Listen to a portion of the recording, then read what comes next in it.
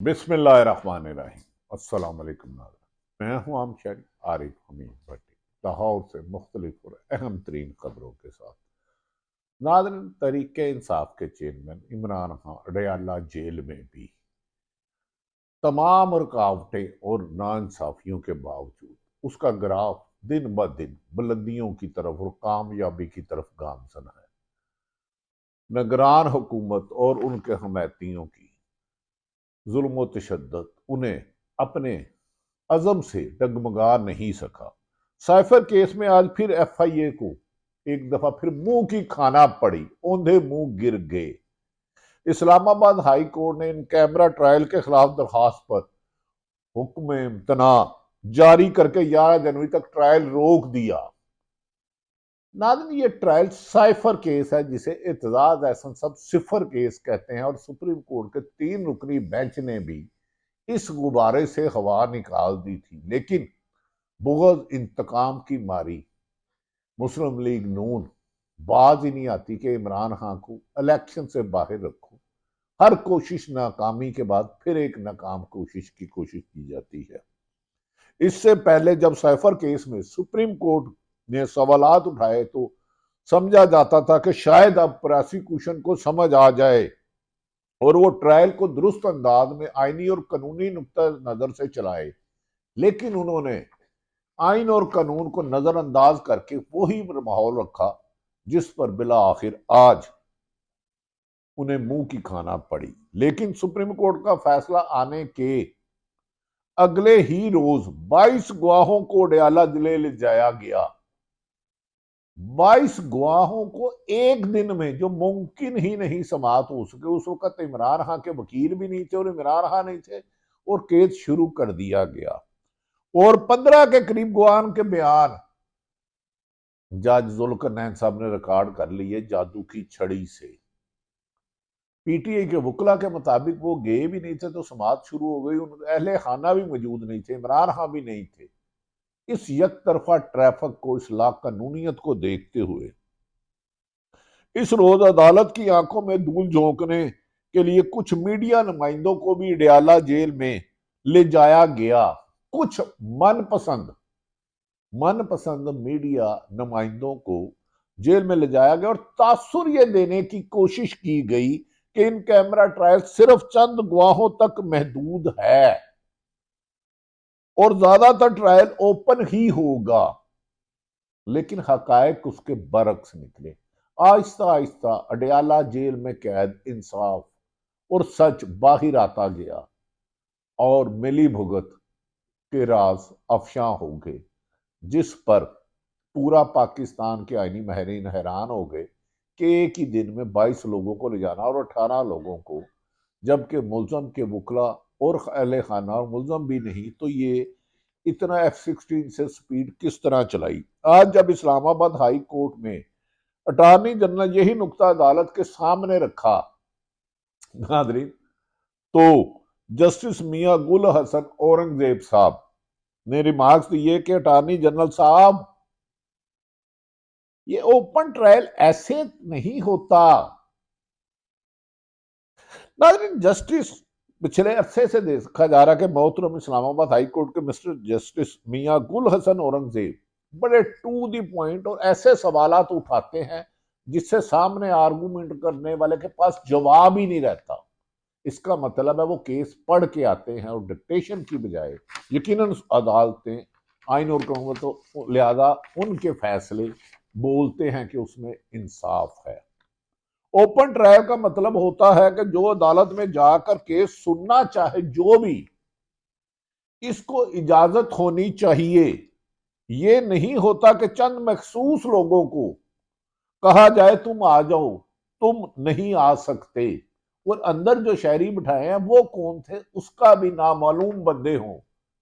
नामालूम open trial, अगर trial देखे तो उसे ओपन ट्रायल नहीं कहा जा सकता। इस जुमले में उन्होंने बहुत कुछ कह दिया मियां गुल हसन साहब ने। आज जब इमरान खान की जानिब से साइफर केस में नई दरख्वास्त भी दायर की गई है जिसमें कहा गया है कि साइफर केस की शिकायत मजाज अफसर की जानिब से नहीं, अदालत ने इस दरख्वास्त पर भी नोटिस जारी कर दिए हैं। लगता है जान, कहते हैं जब गीदड़ की मौत आए तो शहर की तरफ दौड़ता है। लगता है नून लीग के साथ भी बादियों नजर में ऐसा ही हो रहा है कि सामने लिखी हुई शिकस्त को वो किसी और की बैसाखियों पे चढ़ के कामयाबी के रास्ते जाना चाहते हैं।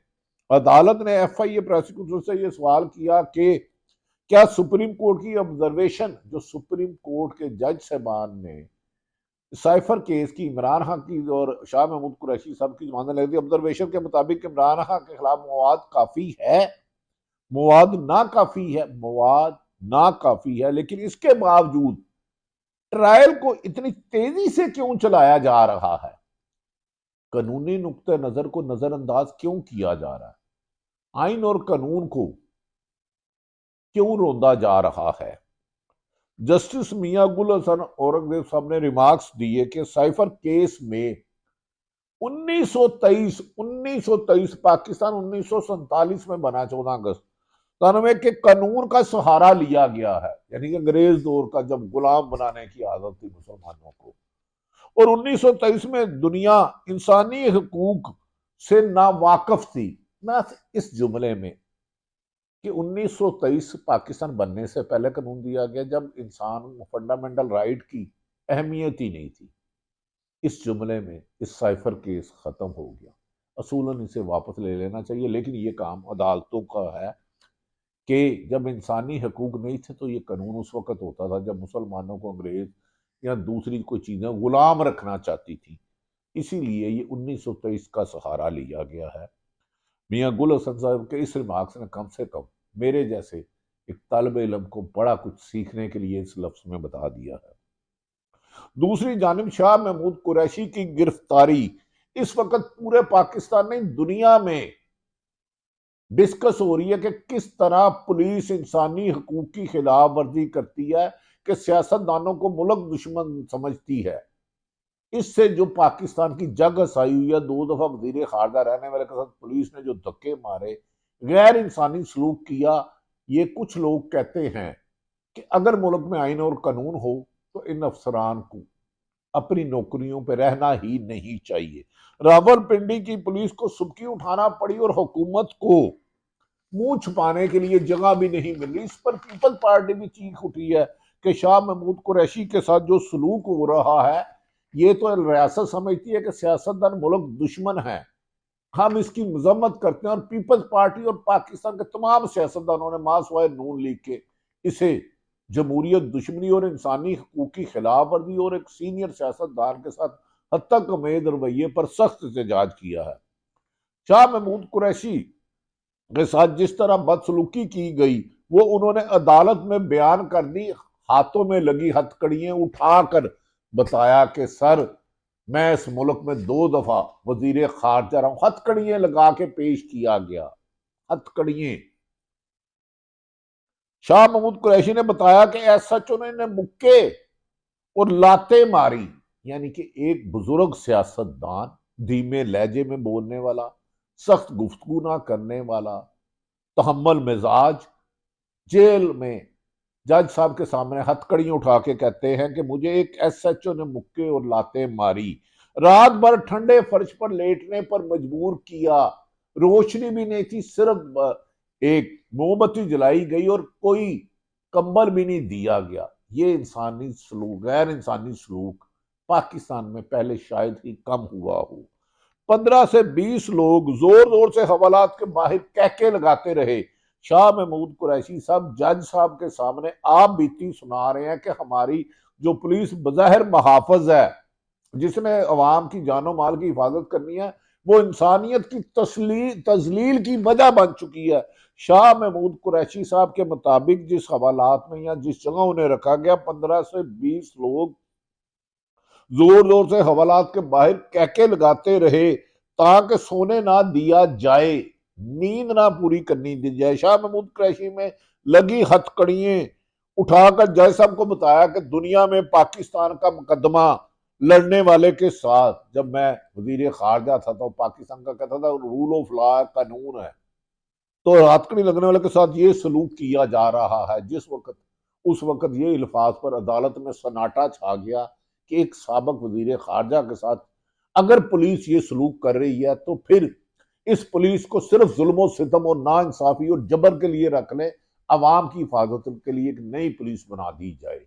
कुछ लोगों ने यहां तक कहा कि इस पुलिस पर हमें यकीन नहीं रहा, इस ब्यूरोक्रेसी पे यकीन नहीं रहा, इन्हें नूर खानदान की गुलामी में देकर नए अफसरान भर्ती किए जाए जो आइन और कानून के मुताबिक अपनी नौकरियां करें। शाह महमूद कुरैशी ने कहा कि वो कुरान पाक पर खलफ देने को तैयार हैं कि 9 मई के दिन वो रावलपिंडी या लाहौर में थे ही नहीं। अगर कोई डायरेक्ट इनडायरेक्ट उनका वास्ता आ जाए तो वो हर सजा के मुस्तहिक है। उन्होंने बताया कि वो कराची में अपनी अहलिया की सर्जरी के लिए मौजूद थे, तो जीएचक्यू में हमले में उन्हें शामिल किया जा रहा है। उनका दूर तक इस केस के साथ डायरेक्ट इनडायरेक्ट कोई वास्ता नहीं है।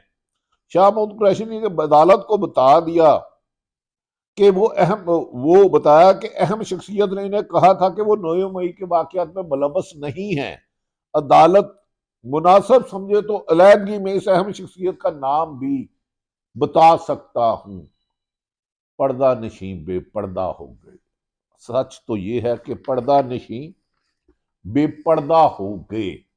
तमाम हकायक नजर आ रहे हैं लेकिन कोई जुर्रत नहीं कर रहा नाम लेने की। निगरान हुकूमत इस बुरे तरीके से एक्सपोज हुई है। पुलिस की जानिब से 9 मई के 12 मुकदमों में शाह महमूद कुरैशी का जिस्मानी रिमांड मांगा गया था, लेकिन अदालत ने पुलिस की दरख्वास्त को मुस्तरद कर दिया और अदालत में ही शाह महमूद कुरैशी की हथकड़ी खुलवा दी गई।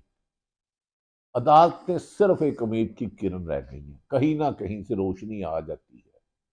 यकीनन सारा सिस्टम इस वक्त नून लीग को फेवर दे रहा है, हर मशीनरी, लेकिन फिर भी अदलिया की किरणें ही हैं जो रोशनी का बायस बन रही है। शाह महमूद कुरैशी विक्ट्री का निशान बनाते हुए अदालत से निकले और पुलिस को मजबूरन शाह महमूद कुरैशी को डयाला जेल मुंतकिल करना पड़ा, जो रिमांड मांग रहे थे और कह रहे थे कि 9 मुकदमात हैं, जबकि शाह महमूद कुरैशी का के मुताबिक बिलवास्ता या बिला वास्ता 9 मई के वाकयात से उनका दूर तक कोई रिश्ता नहीं। यही वजह है कि आज तक उन्हें 9 मई के बाद गिरफ्तार नहीं किया गया। इन्होंने हजारों लोग नामालूम डाले हैं, जिसका दिल करे चाहे वो पाकिस्तान में है नहीं है, 9 मई में डालो और आगे भेज दो। शाह महमूद कुरैशी साहब की साहबजादी बेटी मेहर बानो कुरैशी ने अदालत के बाहर मीडिया को गुफ्तगू करते हुए कहा है कि वो अपने वालिद के साथ होने वाले जुल्म को माफ नहीं करेंगी। ये सियासत के साथ और एक पाकिस्तानी शहरी के साथ जुल्म है। अगर इन लोगों को अब सजा ना दी गई तो ये जुल्म बढ़ता बढ़ता पाकिस्तान की 25 करोड़ के हर घर के पहुंच जाएगा। लिहाजा इस जुल्म का रोकना जरूरी है। इमरान खान के लाहौर से कागजात नामजदगी को मुस्तरद किए जाने का इम्कान है, क्योंकि इमरान खान तो नवाज शरीफ का डरोना ख्वाब है। इमरान खान लाहौर में हो तो नून लीग कैंपेन चला जाए, ये मुमकिन नहीं। इसीलिए इमरान खान को जेल में जबरदस्ती ख्वाहिश पर रखा जा रहा है। 200 मुकदमात हैं, जमानतें होने के दूर तक आसार नहीं। इमरान खान की तोशाखाना केस में नाहली और ताइज कुंदा के हल्के से ना होने का इतराज उठाया गया है, जबकि नून लीग के कागजात मंजूर कराने के लिए RO DRO जाती उमरा की जियारत करते रहते हैं और वहां से हकामात लेते हैं और PTI के किस किस के कागज रिजेक्ट करने हैं। मुबैना तौर पर इसका फैसला भी नून लीग की क्यादत कर रही है। जुल्म रहे और अमन भी हो, तुम ही कहो क्या मुमकिन है ये। नाज़रीन, ये वो हालात हैं जिससे पाकिस्तान आजकल बादियों नजर में चल रहा है। इमरान खान के ताइज कुंदा पर एतराज किया, जिस पर रिटायरिंग अफसर ने फैसला महफूज कर लिया है और फैसला महफूज बादियों नजर में इमरान खान के खिलाफ आने के आसार हैं। दूसरी जानिब मनसेरा से साबिक वजीर आजम नवाज शरीफ के कागजात नामजदगी पर एतराज मुस्तरद कर दिया गया और कागजात मंजूर कर लिए गए। उन्होंने कहा ये तो शहनशाह है, इलेक्शन ना करा, सैया जल्दी हलफ उठा।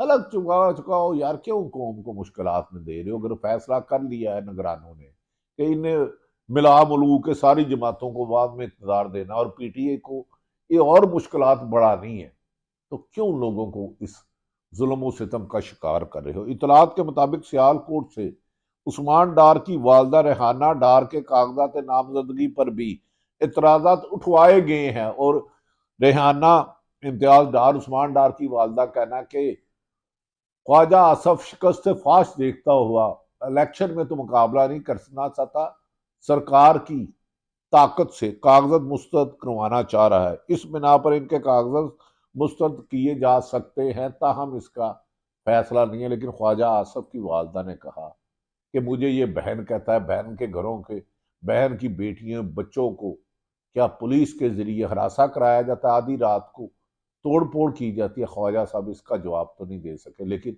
इलेक्शन में मैदान से भागने के लिए उस्मान डार की वालदा के कागजात मुस्तरद करने के लिए खासी मेहनत कर रहे हैं। देखते हैं कि वो कामयाब होते हैं कि नहीं। अल्लाह ताला पाकिस्तान का हामी और नासिर हो। पाकिस्तान जिंदाबाद।